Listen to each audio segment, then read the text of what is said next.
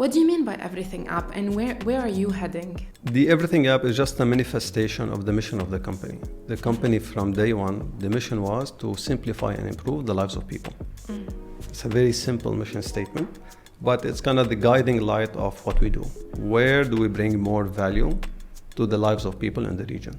When we started, transportation was fragmented. So women in Saudi were not driving. So to go from point A to point B, you need you're stuck. Now you're able to call on the mobile phone, tap a button, a captain shows up. And the beauty with this mobility or gig economy is that you're creating value for the end customer, convenience, and you're creating opportunity and labor opportunity for the service provider, the captains.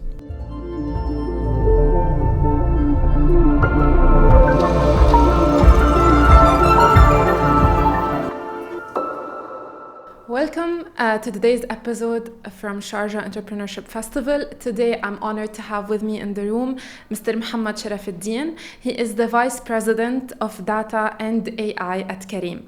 Besides having a very flattering and impressive background in Meta, Samsung and others, we will be diving deeper into his experience at Careem, how he is implementing AI solutions and a lot more. So welcome. I'm very happy to have you with me in the room today. To be here. So I was just checking, and we were having a discussion before we start about your background at Meta and the difference between working at places that are huge like Meta and how you moved to Careem at the moment. How did your experience help you, let's say, or inspire you to do what you do currently at Careem? So if you can take me through your background, because it's a very impressive one. Yeah, thank you. So I'm Lebanese, started in Lebanon, did my undergrad at AUB, went to Stanford, and did master PhD, went into the startup world in the Bay Area. And after that, AI was happening, so I transitioned or started to read more about deep learning and machine learning. And then I led the applied AI R&D lab for Samsung, working on an area called reinforcement learning, which is now what's happening with OpenAI reasoning. That's kind of the underlying technology. And then went to Facebook at that time, before it's called Meta, working on ML classifiers for the ad content, whether on Facebook and Instagram. And then in 2019, Uber announced the acquisition of Careem. And I always wanted to come back to the region. And I was trying to figure out what are the avenues for me to come back. With the acquisition of Uber, of Careem to Uber, there's a place on the map in the Middle East for a tech company. And that's how that started. So I came to the region, came back in summer of 2019, and working at Careem since then. What we call pre-Uber acquisition chapter 1. After the Uber acquisition, we call it chapter 2. And now we kind of spin off from Uber, what we call chapter 3, with E-End as an investor, with the creation of Careem technology, which is now the future in chapter 3 is scaling the everything app. So chapter 1, ride hailing. Chapter 2, we're becoming an everything app to a multi-service app, a super app, more than one service, food, delivery, grocery delivery, pay. And the chapter 3 is the everything app is coming together and scaling. So that's kind of a little bit my background and my journey. So I always wanted to come back. I always have a passion and a special place in my heart for the region. And I'm glad to be able to contribute. That's amazing. When you say that the third stage is everything app, what does it mean exactly? Because everyone is wondering with all the changes of where Careem was and where it is at the moment. We see already that it's a super app. So we see all the additions already. A lot of people, we have very big users of all the options that we have at the moment in the Careem application. What do you mean by everything app, and where are you heading? So the everything app is just a manifestation of the mission of the company. The company from day one, the mission was to simplify and improve the lives of people. It's a very simple mission statement, but it's kind of the guiding light of what we do. Where do we bring more value to the lives of people in the region?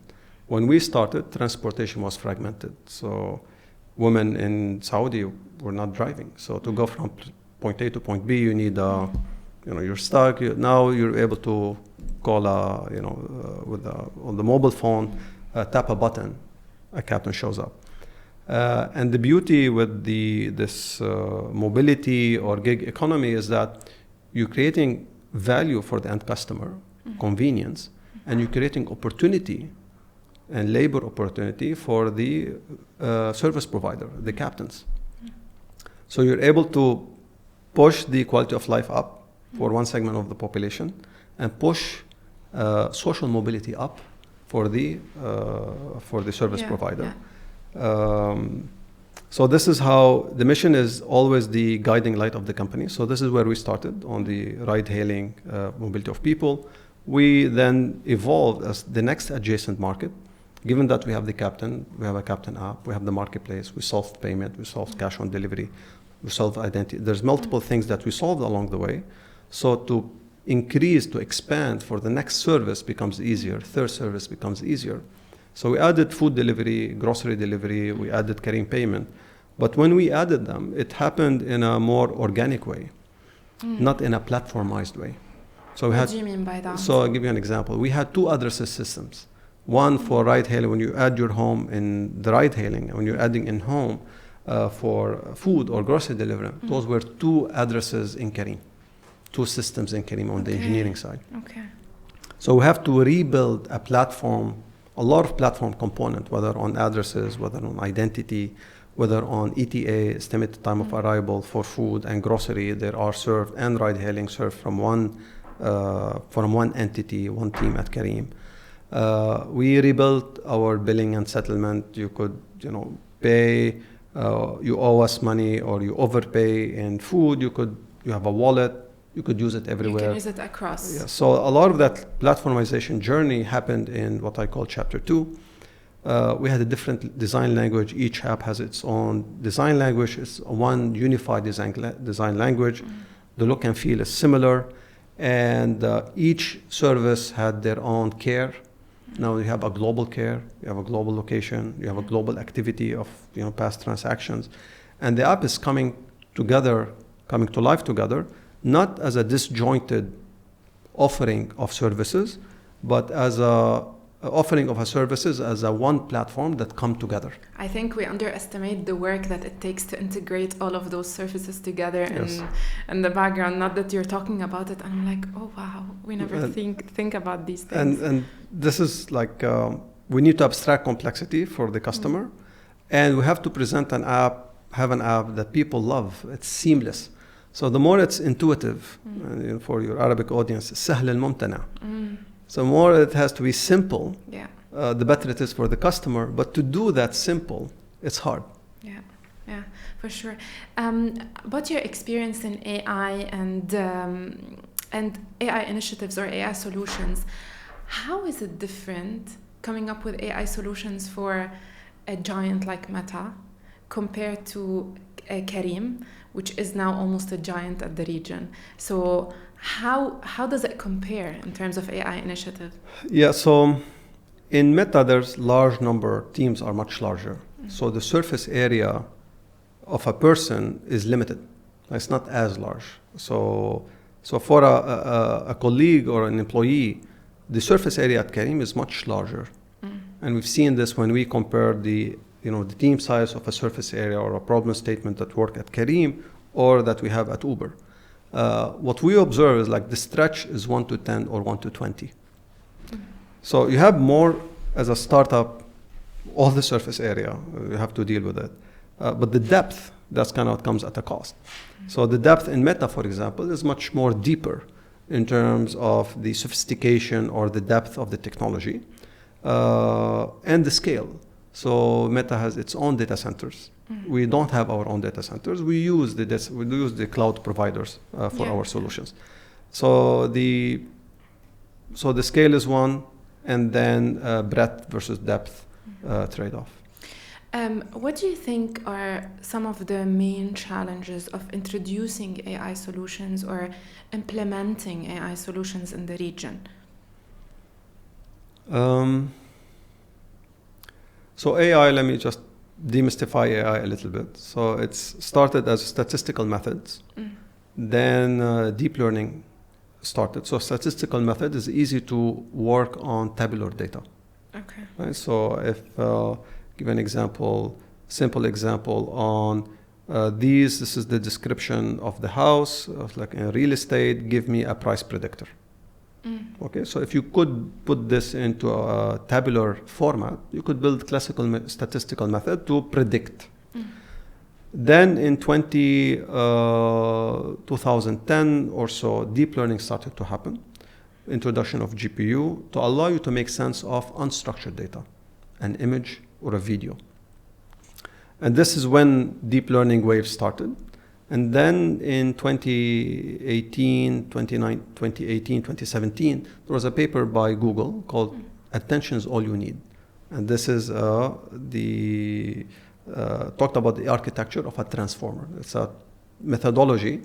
And this has started the ChatGPT, the GPT wave. And GPT stands for General Purpose Transformer.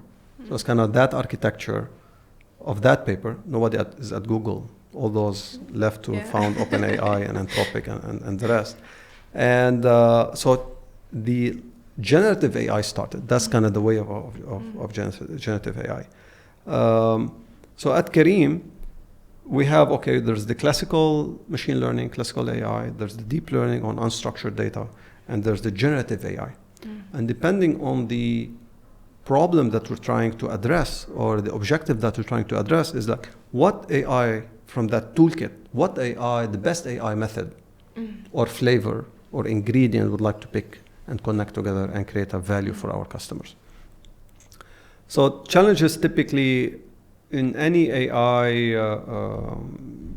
real application, when I call like introducing AI into the wild, is number one is, do you have proper data?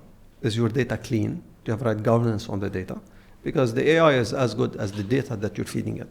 So if your data is corrupted or it's not clean or it's not curated or lacks governance, or you had an assumptions on certain, data, then you changed those assumptions, and an engineer assumed that this is the assumption. The engineer left, somebody came, reused that assumption. Right, it becomes like a spaghetti of assumptions.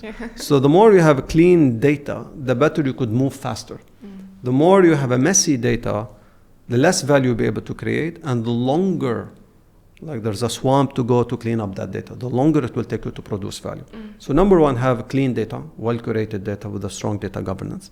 Number two is what use cases you're trying to address, and don't over-engineer. What do you mean by that? So if I want a simple use case and I don't have a lot of data, maybe I put a heuristic. Maybe I don't need a very sophisticated machine learning model.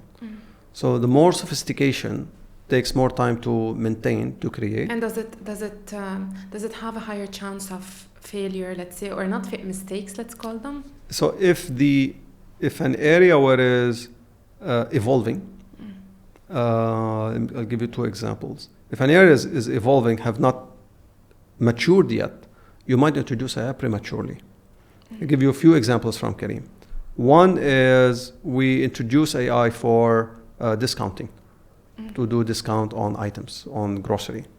And if the discounting strategically has not landed how you want to do it, you produce something, strategy has moved, you have to rebuild it, you minimize the time that the model will go into production. Another area is you want to use AI for resolution, for customer support. If you move too fast and you haven't cleaned up your resolution matrix, and for a different type of disposition, how do we solve it?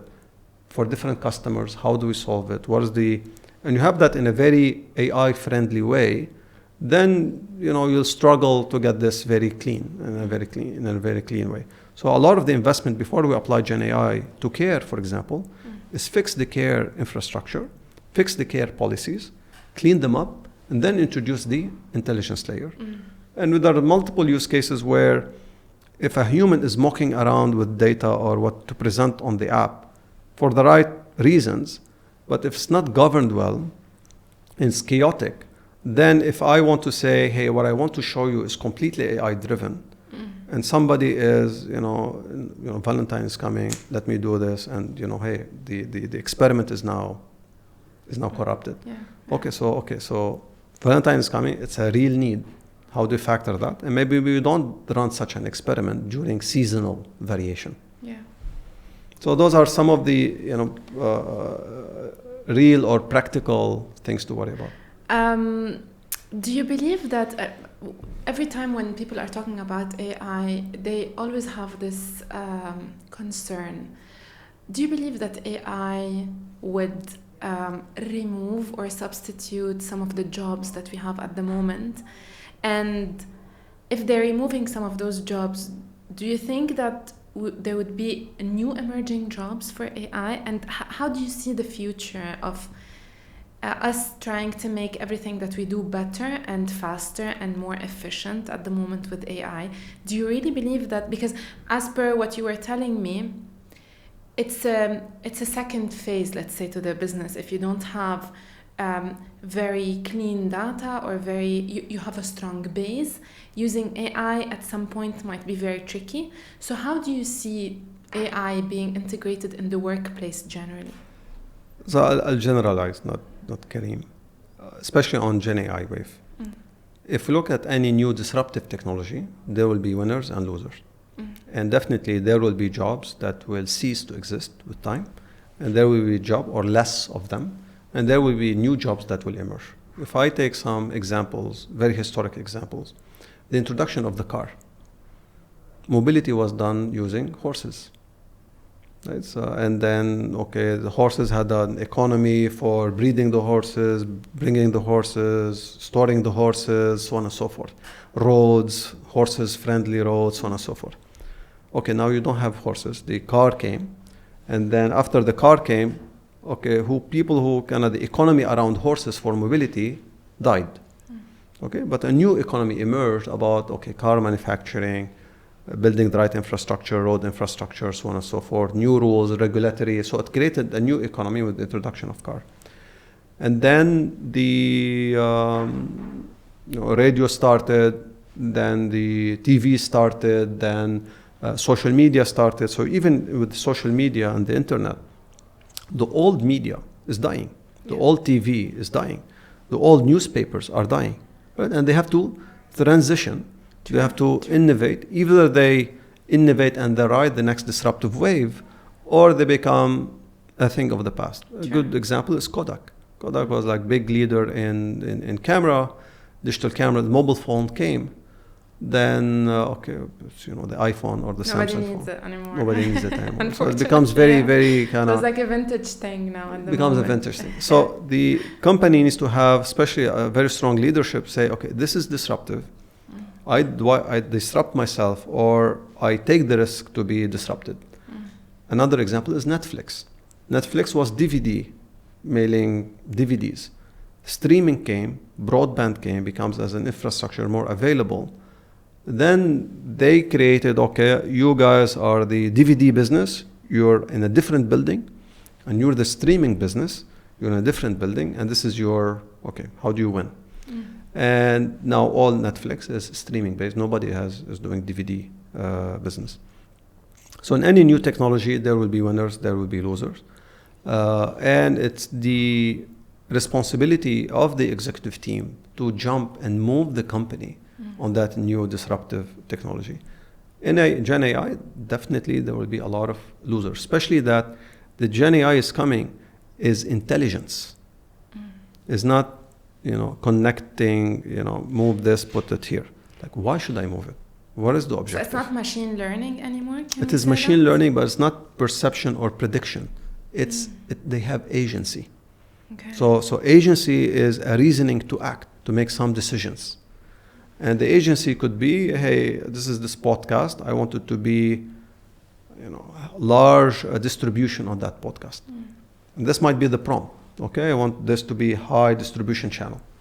So the AI will reason, will put a chain of thought. Okay, let me break it down, different segments. Let me analyze the discussion. Let me highlight some of the discussions that are the most interesting. Let me create snippets. Let me see for this podcast, where's my audience resides. Some TikTok, some Instagram, some Spotify. And let me try to put some campaign, some awareness, some campaign. Let me try to do some lead generation to some influencers that might, retweet it or like share it. The type of this content is more tech content, entrepreneurship content. So what are those mega distribution accounts about entrepreneurship? And let me try to put it there. How much budget do I have? Right, so based on the budget, how much you want to spend on the SEM, on the search engine marketing, Yes. how much you want to spend potentially in the future on the AI, like Perplexity or ChatGPT, to sponsor when people are talking about entrepreneurship. All of that reasoning, budget allocation, resource allocation, different format, different channels, could be done automatically. I remember when I was in uni, I was having a class and there was an AI discussion.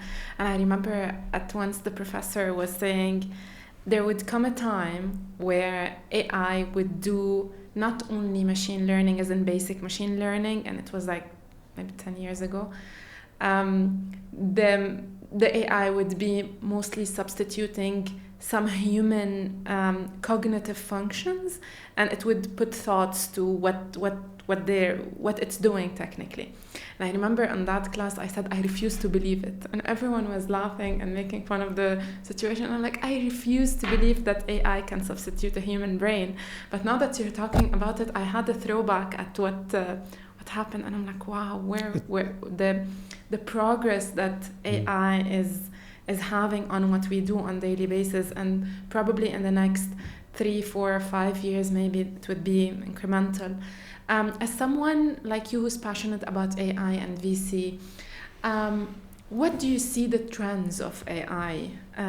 How do you foresee them, or what would they be in the next 5 years, let's say?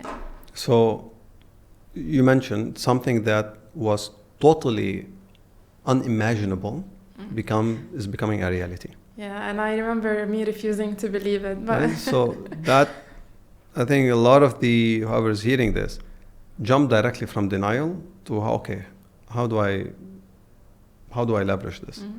And if we look at the trend, the acceleration, there's an acceleration of GenAI. So, and the reason the acceleration is happening is that the previous model, the current model, is being used to produce a second model. Second model is being produced to produce the N+1, N+2. And it's being used to create software, is being used to clean up data, is being used to train, do reasoning, is being used to get more data, to be more efficient, to move faster. So acceleration is happening. So over the next few years, and the cost is going down. So the cost of token per second has dropped, I believe, 100x in the matter of 12 months.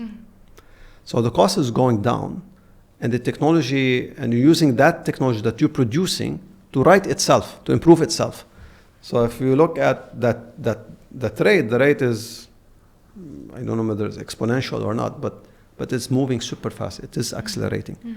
And therefore, my recommendation is like, people jump on this, start using it, start playing with it, be at the frontier of it. And then, I had the panel earlier, and people came to me for questions. And I asked somebody, why don't you use ChatGPT for those exact same questions? Yeah. Right? And then leverage that, like spend time. You don't have to, like if you have the best person on earth from an intelligence point of view that have access to all papers, all media, all news, all development, why don't you use it? And so work with it, not against it. Use it. Yes, And yes. like how much, like open your app, your screen time. Tell me where your time is being spent. Sure. The time that has to be spent on those ChatGPT application or GenAI application should be in 2 hours, 3 hours, 4 hours. So you have to have a person for that self-development on what is happening. I would like to grow in media. I would like to grow in engineering. I would like to grow in management. I'm a student. I want to take some courses. Where should I focus on? What tools? What is my plan? So on and so forth, right? So use it as you have a personal intelligence that knows what's happening. And you go, hey, it's too difficult. Bring it down. Bring the complexity down. It can. And then use it as a learning more than... Yes, use it as a coach for you to stay on top of what is happening and things that resonate with you. People have a certain affinity to one area of work or one area of living life or different value system. Use it to what resonates with you. Thank you so much for this very insightful session. I personally enjoyed it so much, and I'm sure all our viewers enjoyed it as well.